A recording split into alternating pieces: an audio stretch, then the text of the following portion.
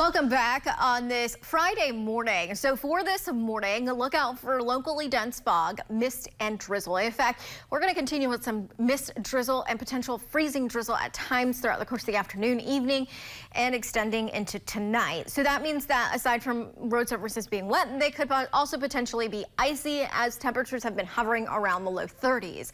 So you can see the view of downtown Marquette, quite foggy out there this morning. It is 34 degrees. We have a northwest wind of about 5 miles per hour.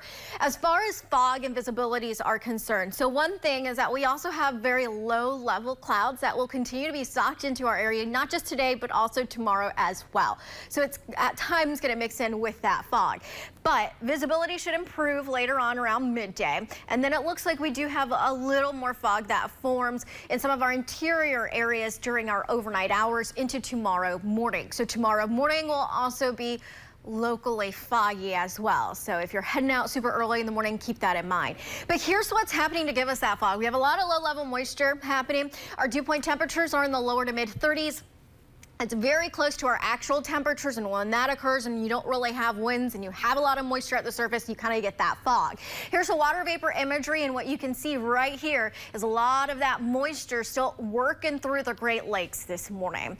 And that's associated with this system that's moving out of the Ohio River Valley, and it's bringing in some rain for folks downstate, and then some scattered rain showers into Wisconsin. This swath out of Iowa will eventually move into portions of southern Wisconsin today. Behind this, we do have high pressure.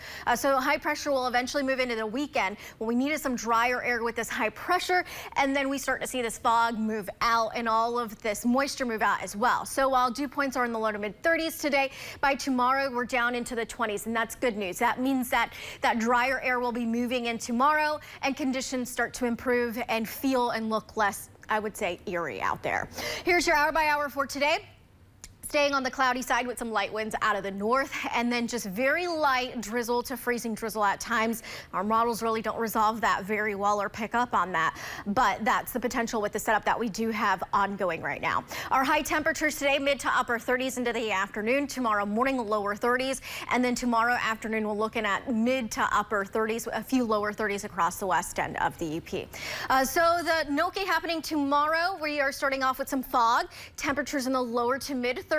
By 10 a.m. we're looking at 35, by noon 37. As we look towards the extended, Sunday looks to be on the cloudy side, not much for fog. It actually will be a drier one.